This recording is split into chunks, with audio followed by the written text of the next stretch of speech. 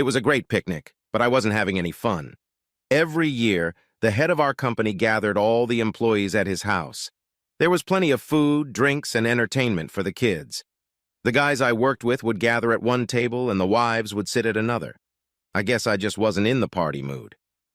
My name is Marty Sanders, and I've been with the same company for 10 years. I married my wife Marcy right out of college. It was a typical affair, and it just felt natural to get married. I wanted to have many children, but Marcy didn't want to be a mother. I thought everything was fine in our relationship until a few weeks ago when I started noticing signs. At first, I thought I was imagining things and tried to ignore it. But the little things that bothered me wouldn't go away, and eventually I decided I had to check out her infidelity or put it off until later. It seemed like Wednesday was the big day, so I decided to put things to the test. I went to work that morning as usual, but before I left, I put my GPS on the back floor of Marcy's Beamer. I turned off the automatic shutdown and inserted fresh batteries, which should have lasted at least 14 hours. Work went on as usual, except I left a few hours early and swung by the house. Her car was in the lot, so I parked on the next street over, went back in, and pulled the GPS out of the back seat. It was working perfectly. She came out of the house, and I could see exactly where she was headed. I set the unit on the center console and went on a treasure hunt. About 20 minutes later, I found myself in the parking lot of the airport Holiday Inn. The guy at the hotel desk seemed friendly enough, and I mentioned that my wife had been there earlier for a business meeting and had left a pair of expensive sunglasses in the room. I asked if he could check the lost and found, but I didn't know the room number. Without thinking long, I gave her name and asked what room she had rented. He looked at me strangely and smiled slightly when I checked the computer. He said she had room 417 and checked out around 2 p.m. The room hadn't been cleaned yet, but I could check with the maid who handles that floor. I thanked him with a 20 and went in search of the maid. The maid was as obliging as the porter, and another 20 helped me check in without a problem. There was nothing of interest in the room except dirty sheets, wet towels, and 3 used condoms in the trash can. I tucked the condoms into one of the tumbler packs and went down to the lobby. I was glad the clerk appeared friendly and decided to give it another long try. I held out a C bill across the counter and asked if I could get a copy of the security footage on this floor. He wouldn't make a copy. He just handed me the original and inserted a new tape into the tape recorder. I thanked him, he smiled a knowing smile, and I headed home. At home, everything was fine. Of course, I didn't say anything, and she didn't give any sign that anything had happened. I was tempted to make inquiries, but I decided to refrain. I wasn't ready to bow my head yet. Mentally, I planned my next move. After Marcy left, I quietly reviewed the security footage and now knew who the guy was. Before I went to bed, I checked the credit card files in the den. There were no MasterCard bills for the last 3 months. Marcy usually paid the house bills and then destroyed the bills after the MasterCard payment, so I had no record of room rentals. The next day, I went to work as usual. Marcy's center of affection was Kevin Chapman. He was a mid-level manager at the company and seemed like a pretty normal guy. I was able to find his personnel files and soon knew everything there was to know about him. I didn't know how or where they met, nor did I care. I just wanted to get it over with. Kevin was married and had 2 young children. His wife, Janet, was short with dark hair. She was a little overweight, but had a good figure. I had seen her at several company events and found her attractive, although she didn't look like a beauty queen. Cassie, my secretary, was somewhat suspicious of my inquiries and with a cheeky grin offered me any help I might need. It's hard to keep secrets from good secretaries. I asked her to see if she could get copies of my wife's MasterCard bills and her cell phone call log for the past 3 months. I got the feeling that everyone in the company knew what was going on except me. Later that day, I found a business card for a divorce attorney on my desk. I don't know where it came from, but I put it in my pocket for the future. Things were normal at home that evening. I mentioned the company picnic on Saturday, and she said she was looking forward to it. We went to bed at different times as usual, and there was no sex as usual. Friday was a slow day at work. The highlight of the day was when Cassie turned out to have the MasterCard records and Marcy's call log. She also had a copy of Kevin's call log. I never mentioned his name to her. I felt like a cuckold. Before the end of the workday, Cassie sat down with me and told me that I should try to talk to Janet Chapman at the picnic if possible, and also try to talk to Jake Williamson, the CEO of the company. She winked as if to say that everything would be fine. That evening, I sat and watched TV alone while Marcy read a book. The wheels were turning. It was time to do something. So here we are back to the picnic. Beer was pouring down the river, and everyone but me was having a great time. Bob North, a close friend from work, started teasing me about not liking parties. I tried to guffaw, but to no avail. "I hope you're in a better mood at Marty's picnic next year," Bob grumbled. "I don't think I'll be at next year's picnic, Bob." That got everyone's attention. "What's going on, Marty? Are you leaving the company?" he asked. "No, I think I'll be in jail next year at this time next year." At this, there were gasps and giggles. Everyone at the table simultaneously demanded an explanation. They couldn't tell if I was joking or being serious, but they all waited for an answer. "Well, Bob, someone in the company had sex with my wife, and very soon I intend to kill him, his wife, and his children. I'm not going to put up with that shit." There was silence at the table. Kevin sat at the far end. I avoided looking directly at him, but I could tell he was anxious. Suddenly, Bill Thomas cut in. "Well, in that case, Marty, can I borrow your boat?" This elicited a laugh from most people and took the tension out of the conversation. "Bill, the boat is worth over $10,000 and you can have it for $4,000. After a short pause, Bill said, "If you're serious, Marty, it's a deal." "Great. I'll get her cleaned up and you can pick her up tomorrow around noon. Stan, if you still need those ping golf clubs, you can have them for $100, okay?" Stan Franks nodded and said he would pick them up on Sunday. About that time, Kevin got up from the table and walked toward the yard behind a bush. I saw him pull out his cell phone and hit speed dial. At the same time, on the other side of the yard, Marcy was rummaging through her purse looking for her cell phone. They talked for a few minutes, and then Marcy saw me looking in her direction and quickly hung up. By the time Kevin returned to the table, I had sold my truck to the delivery guy, too. It was turning out to be a pretty good picnic. I was about to call it a day so as not to spoil the mood when I remembered Cassie's words. I walked over to Jake, who was busy with several large guests. I decided I didn't want to get in the way and turned to leave. Jake took my hand, leaned over, and said, "Don't worry, I've got your back." I wasn't sure what he meant, but it sounded good. As I walked over to tell Marcy I was leaving, Janet and the two little ones kind of bumped into me. Before I could say anything, she spoke softly. "We need to talk.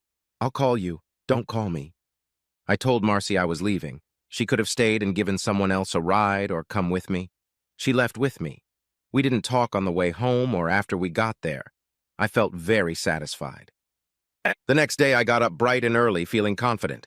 I got the golf clubs out and cleaned them a bit for Stan. He had gotten a good buy and knew it. I washed the car, gave it a quick wax, and vacuumed it. I didn't need to do that, but it helped take my mind off the problems. The boat was a serious project, so I saved it for last.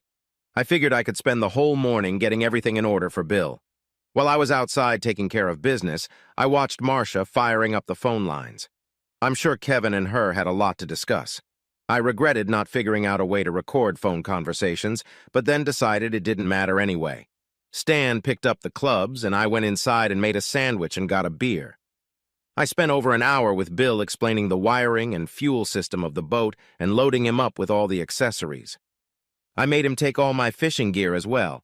Heck, I wasn't going to take the boat if I didn't need fishing accessories.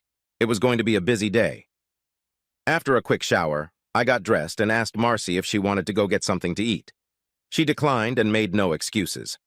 I found it interesting that she never once asked about the boat, the truck, or the golf clubs. I got the feeling that she was trying to avoid the subject. I was fine with that. I had a great dinner, went to a local brew pub, and relaxed for the rest of the night. Marcy was already asleep when I got home and was still in bed when I left for work in the morning. On my way to work, I stopped by the International House of Pancakes. I didn't usually do this, but now I was feeling invigorated. I took my time, read the paper, and got to work around 10 in the morning. Everyone was overly friendly and smiling more than usual. Cassie, kind of giggling, brought me coffee that I didn't need. "What the hell is going on?" I asked. "Well, you're considered a celebrity of sorts today. Your performance at the picnic went viral." "And that's a good thing?" Cassie smiled. Kevin came in early this morning and asked for an immediate transfer. He offered no explanation, but Mr. Williamson had already notified the staff that if he came in, he'd be transferred to the Baltimore office immediately. Kevin cleaned out his desk and was gone within the hour. Hell, I didn't think I was that convincing, but it's even funny. Everyone said he looked like a scared rabbit, said Cassie. Did he take his wife and kids with him? I asked. No, he sent them to her folks in Maine. From what I understand, she was a little pissed off about the whole thing. She said she'd call me and said it was very important. I don't know what to do now. I guess I'll just wait. Things were quiet and cold at home. We talked only out of necessity. Marcy never struck up a conversation about what was going on, and neither did I. It was like we were both bending over backwards to avoid the subject.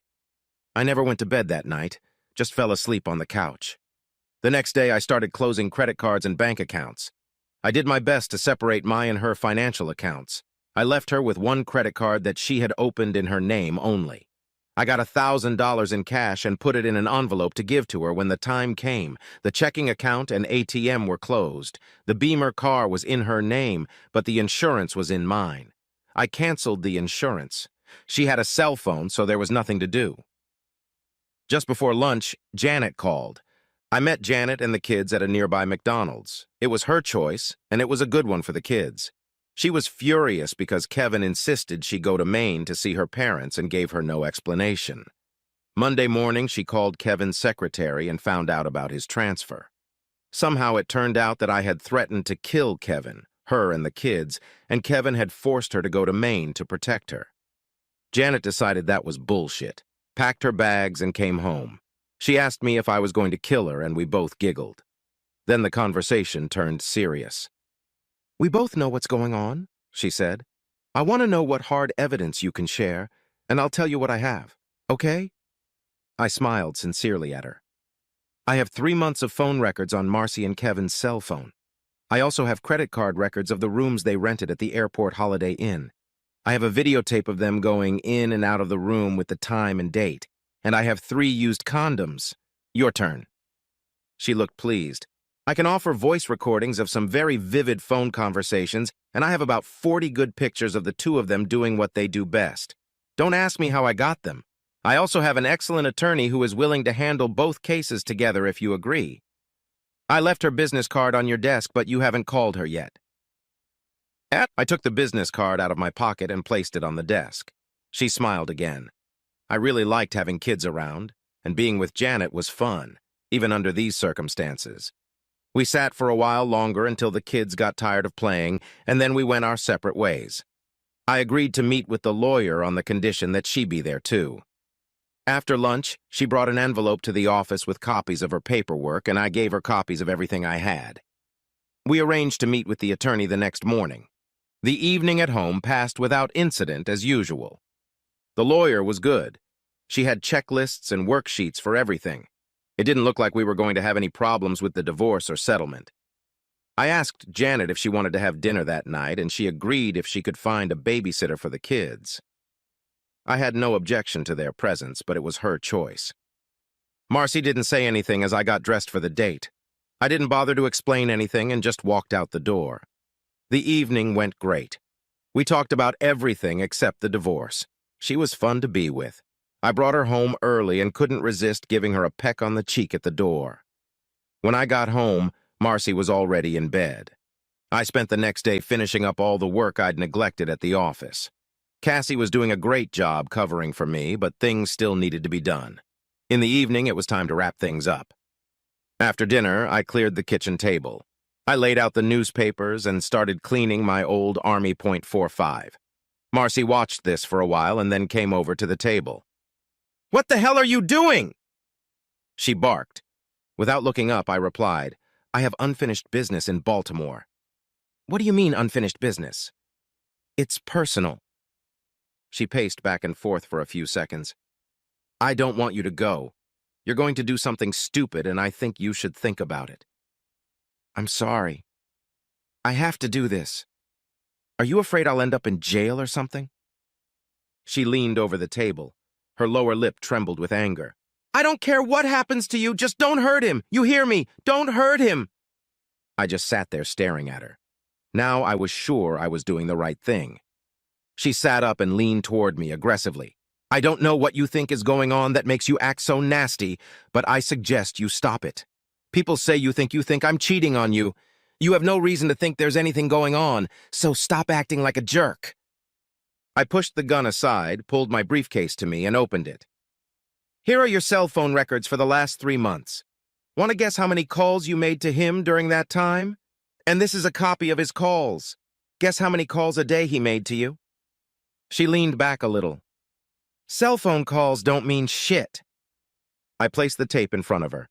Recorded here are some intimate phone conversations the two of you had. Would you like to listen to them, or do you already know what's on them? No response. I put the credit card records down. You even paid for hotel rooms. Wow, that's nice of him. 14 hotel rooms in 3 months, I'm impressed. Did his wife know about this? She seemed to have lost a little of her swagger, but seemed to be growing increasingly angry with me. I slid the VCR tape toward her. Here's a video of you and him going into a motel room and coming out 3 hours later, complete with time and date. To top it off, I have 40 beautiful pictures of the two of you trying every possible sex position without undressing. I spread the pictures out on the table so she could make sure I wasn't lying. She looked at the pictures. After a pause, she said, Okay, stop it. You're confusing me. I can't think straight when you attack me like this. There was no remorse in her words. There was no regret. There was no fear. The only emotion that still showed was anger. I put everything in my briefcase, including the gun. She sat silent, unmoving. I grabbed my coat and headed for the door. I'm going to a motel for the night. When I get back, I expect you and all your belongings to be gone. If you have anything left, I'll send it to you. Your Discover card is still valid, but your other credit cards have been canceled. Here's $1,000 in cash. I suggest you use some of it for your car insurance. If you're gone when I get back, I won't have to go to Baltimore. I don't want to see you in or near this house again. Do you understand? I put the envelope with the money on the table. Where the hell am I supposed to go? She shouted. Baltimore is nice this time of year. I hummed, walking away. The next day, Janet and I had lunch. This time I insisted she bring the kids with her. It made me feel good to have them around, even though they weren't mine. I told her about the events of the night before. She tried not to judge me, but given the situation and her involvement, it was difficult. After dinner, I stopped by the house to make sure Marcy was gone. She had done a good job and left everything neat and clean. It was hard to tell she even lived here. Later, I called the landlord from work and told him I would be moving out at the end of the month. Everything was fine. I didn't need a big house all by myself. I started looking for apartments in the newspapers. When I got to work the next day, Cassie told me that Marcy had moved in with Kevin. I didn't bother to ask how she knew that, but I was curious. Later, the lawyer called to tell me that the divorce papers were ready and would be delivered together Saturday morning by messenger. The divorce would be final in 90 days, and she expected no problems. Placing the folder from the travel agency in front of me, Cassie informed me that I was instructed to take a 10-day vacation. It contained 4 airline tickets to Orlando, a week's stay at the Park Hotel, and park tickets for the entire week. All of this was on the order of Jake Williamson. 3 months later, the divorce was final. I moved in with Janet, and life was wonderful. A week later, Kevin was released. He was paying alimony, child support, car payments, and no job. Marcy, meanwhile, went to work. Someone took her Beamer for a ride and wrecked it. She had no insurance. Shortly after that, Kevin left to get a job in Dallas and forgot to tell Marcy where it was. Good luck to both of them.